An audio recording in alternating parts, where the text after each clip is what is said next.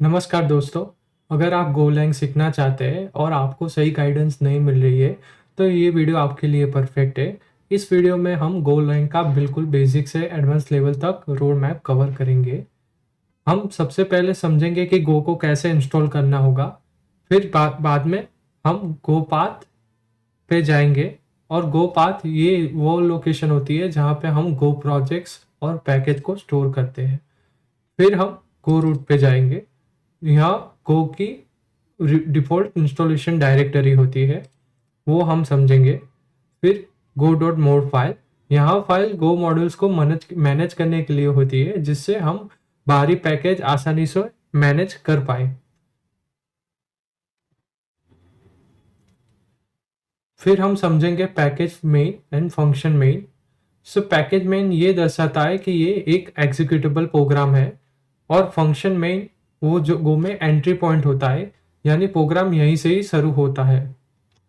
फिर हम समझेंगे डेटा टाइप्स और वेरिएबल, जहाँ पे हम गो में विभिन्न प्रकार के डेटा टाइप्स होते हैं, like integer, float 64, string, Boolean. And हम बाद में समझेंगे control structure. So control structure में हम ये समझेंगे कि इफ एल्स का उपयोग कंडीशन चेक करने के लिए होता है, फिर फॉर लूप का उपयोग रिपीट होने वाले कार्यों के लिए किया जाता है, और स्विच केस का उपयोग हम मल्टीपल कंडीशन को मैनेज करने के लिए किया जाता है। फिर हम समझेंगे फंक्शन और मेथड्स। तो फंक्शन को हम कोड को कैसे रीयूजेबल बनाने में मदद करते हैं, वो हम समझेंगे। और मेथड्स को एक स्ट्रक्ट के साथ जुड़े हुए एक फंक्शन होते हैं, वो हम समझेंगे। फिर डैफर का उपयोग हम फंक्शन के अंत में कुछ काम करवाने के लिए होता है, वो हम समझेंगे। और बाद में पैनिक और रिकवर का उपयोग कैसे एरर हैंडलिंग में किया जाता है, वो हम समझेंगे।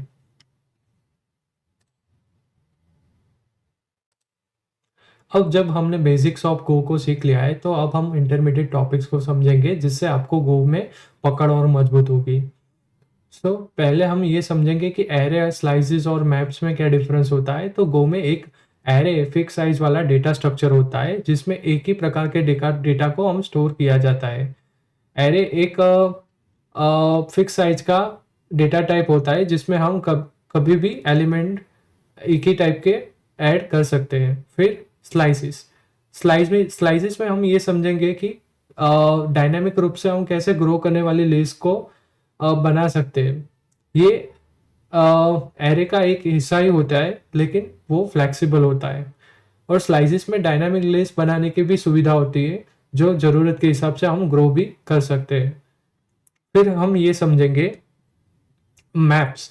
सो गो में मैप्स की वैल्यू पेयर स्टोर करने के लिए उपयोग किया जाता है, और मैप्स में की वैल्यू के रूप में डेटा को जल्दी एक्सेस करने के लिए उपयोग कर सकते हैं हम लोग। तो वो हम बाद में समझेंगे। फिर हम ये समझेंगे कि पॉइंटर्स और मेमोरी मैनेजमेंट में गो का क्या रोल होता है। तो गो में पॉइंटर्स एक मेमोरी एड्रेस को स्टोर करते हैं, जिससे हम डायरेक्टली वेरिएबल को एक्सेस कर सकते हैं। और पॉइंटर्स का उपयोग मेमोरी एड्रेस को स्टोर और मैनेज करने के लिए किया जाता है, जिससे हम डायरेक्टली डेटा को मॉडिफाई कर सकते हैं। फिर हम ये समझेंगे कि स्ट्रक्स और इंटरफेस और टाइप असर्शन क्या होता है। तो स्ट्रक्चर्स गो में एक कस्टम डेटा टाइप होता है, जिसमें एक कई प्रकार के डेटा को एक साथ स्टोर किया जाता है। स्ट्रक्चर्स हमें एक साथ कई वेरिएबल्स को ग्रुप करने की सुविधा देते हैं।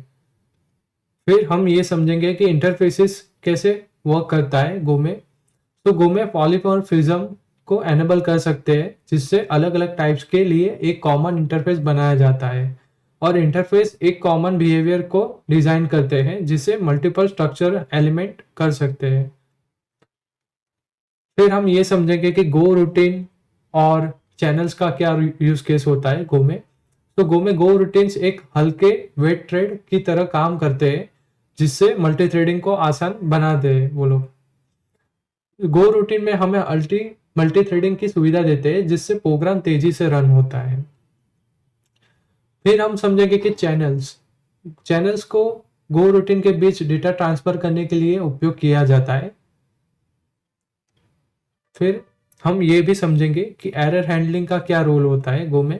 सो गो में errors dot new and fmt dot error of का उपयोग कस्टम एरर मैसेज बनाने के लिए किया जाता है। एरर हैंडलिंग के सही तरीके से मैनेज करना जरूरी होता है ताकि प्रोग्राम क्रैश ना हो। अब जब हमने इंटरमीडिएट को सीख लिया है तो अब हम एडवांस टॉपिक को समझेंगे जो आपको एक प्रोफेशनल गो डेवलपर बनने में मदद करेंगे। तो गो में म्यूटेक्स क्या होता है? तो गो में म्यूटेक्स का उपयोग डेटा रेस को रोकने के लिए किया जाता है। जब एक से अधिक गो रूटीन एक ही डेटा को एक्सेस कर रहे होंगे तब म्यूटेक्स का उपयोग किया जाता है।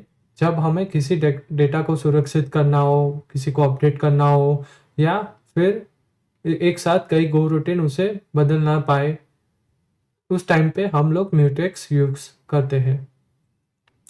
देन वेट ग्रुप क्या होता है? तो वेट ग्रुप का उपयोग गो रूटीन के समाप्त होने का इंतजार करने के लिए किया जाता है ताकि प्रोग्राम में सही तरीके से चल पाए। कॉन्टेक्स्ट का क्या उपयोग होता है? तो कॉन्टेक्स्ट का उपयोग गो रूटीन को कंट्रोल और कैंसिल करने के लिए किया जाता है जिससे हमें प्रोग्राम रिसोर्स को बेहतर तरीके से मैनेज कर पाए। देन हम समझेंगे कि टीसीपी, यूडीपी और वेब सॉकेट का क्या यूज केस होता है। तो टीसीपी और यूडीपी क्या है? तो TCP is a transmission control protocol और UDP is a user datagram protocol जहां पे हम नेटवर्क कम्युनिकेशन के लिए उपयोग किया जाता है। वेब सॉकेट क्या होता है? तो web socket basically real time communication के लिए उपयोग किया जाता है, जैसे चैट एप्लीकेशन और live updates. We will receive the communication on the real time using web socket. So TCP server और क्लाइंट कम्युनिकेशन के लिए उपयोग किया जाता है जिससे कि वेब ब्राउजर और सर्वर के बीच में रियल टाइम डेटा ट्रांसफर कर पाए। देन हम समझेंगे कि रिफ्लेक्शन और जेनरिक्स का क्या यूज होता है। तो बेसिकली रिफ्लेक्शन क्या होता है? वहां पे रन टाइम पे डेटा टाइप्स और वैल्यू को एक्सेस करने के लिए किया जाता है। जेनरिक्स क्या होता है? सो जेनरिक्स का उपयोग डायनामिक और टाइप शेप कोड करने के लिए किया जाता है जिससे हम एक ही फंक्शन को मल्टीपल टाइप्स के साथ उपयोग कर सकते हैं। जेनरिक्स में हमें एक ही कोड को अलग अलग डेटा टाइप्स के साथ उपयोग करने के लिए अनुमति देता है। देन हम समझेंगे कि डिपेंडेंसी इंजेक्शन और डीआई लाइब्रेरीज क्या होती है। सो डिपेंडेंसी इंजेक्शन कोड को मॉड्यूलर और रीयूज करने के लिए योग्य बनाने का तरीका होता है। फिर हम ये समझेंगे कि वायर और एफएक्स का क्या है। सो वायर और एफएक्स गो में डिपेंडेंसी इंजेक्शन को आसान बनाने के लिए उपयोग की जाने वाली लाइब्रेरीज है। डिपेंडेंसी इंजेक्शन कोड को आसान और स्केलेबल बनाता है और खासकर वो बड़े प्रोजेक्ट्स में हम लोग यूज करते हैं। एडवांस गो कॉन्सेप्ट हो जाने के बाद हम नेट एचटीटीपी, गोरिल्ला मार्क्स और सी का उपयोग करके हम एपीआई बनाना सीख जाएंगे।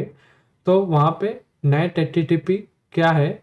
सो गो की एक इनबिल्ट लाइब्रेरी है जहाँ पे हम वेब सर्वर बनाना और एचटीटीपी रिक्वेस्ट को हैंडल कैसे किया जाता है वो हम समझेंगे।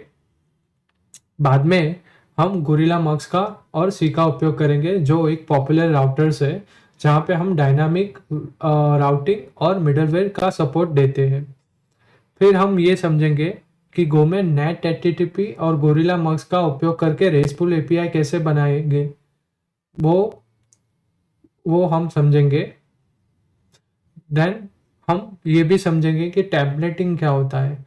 तो गो में एचटीएमएल टेम्पलेट का उपयोग डायनामिक एचटीएमएल पेज जनरेट करने के लिए किया जाता है। इसका उपयोग हम डैशबोर्ड और रिपोर्ट्स बनाने में और एचटीएमएल पेज को डेटा के साथ कस्टमाइज करने के लिए बनाते हैं। फिर गो में मिडलवेयर और ऑथेंटिकेशन क्या होता है वो समझेंगे। सो मिडलवेयर एचटीटीपी रिक्वेस्ट को प्रोसेस करने के लिए पहले और बाद में एक्स्ट्रा लॉजिक जोड़ने के लिए इस्तेमाल किया जाता है। फिर हम बाद में ये समझेंगे कि ऑथेंटिकेशन क्या होता है। सो इसमें हम दो ऑथेंटिकेशन समझेंगे, JWT और OAuth2, जिसका उपयोग करके यूजर को लॉगिन और सिक्योर एक्सेस देने के लिए किया जाता है, वो हम समझेंगे। फिर हम मिडलवेयर का उपयोग करके सिक्योरिटी और लॉगिंग के लिए किया जाता है वो इस्तेमाल करेंगे। फिर बाद में हम लोग बैकग्राउंड जॉब और क्रॉन जॉब वो क्या होता है वो समझेंगे, जहाँ पे हम बैकग्राउंड जॉब में ऐसे टास्क होते हैं जो बैकग्राउंड में रन होते हैं, जिससे हम ईमेल भेजना, रिपोर्ट जनरेट करना, वो हम समझेंगे। फिर बाद में क्रॉन जॉब क्या होता है, तो क्रॉन जॉब का उपयोग रिकरिंग टास्क जैसे कि हर 5 मिनट, हर घंटे और हर दिन ऑटोमेटिकली रन करने के लिए किया जाता है, तो वो हम समझेंगे। सो क्रॉन जॉब को और भी तरीके से समझ सकते हैं, जैसे कि ऑटोमेटेड टास्क शेड्यूल करने के लिए भी हम उपयोग किए जाते हैं, तो वो भी हम समझेंगे। जब हम एक डेटा स्टोर और मैनेज करना होता है, तब हम SQL डेटाबेस जैसे PostgreSQL और MySQL का इस्तेमाल करते हैं। तो PostgreSQL का एक ऑब्जेक्ट रिलेशनल डेटाबेस है जो कॉम्प्लेक्स क्वेरी और जेसन सपोर्ट और एसिड कंप्लायंस के लिए जाना जाता है। MySQL का एक रिलेशनल डेटाबेस है जो ज़्यादा तेज रीड और सिंपल एप्लीकेशन के लिए बेहतर माना जाता है, वो हम समझेंगे। फिर बाद में परफॉर्मेंस ट्यूनिंग कैसे कर पाए यूजिंग रेडिस और मैमकैश, वो हम समझेंगे। फिर बाद में हम ट्रांजैक्शन का मतलब क्या होता है और उसको कई क्वेरीज को एक ही सेशन में कैसे एग्जीक्यूट करना होता है, वो फीचर हम डेटाबेस के लिए यूज़ करेंगे। और बाद में उसको कैसे कंसिस्टेंट बनाए, वो भी हम समझेंगे।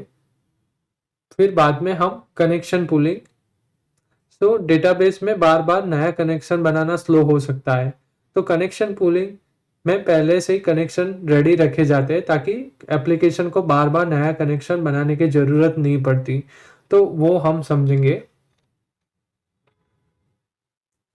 फिर बाद में हम माइक्रो सर्विसेज आर्किटेक्चर समझेंगे।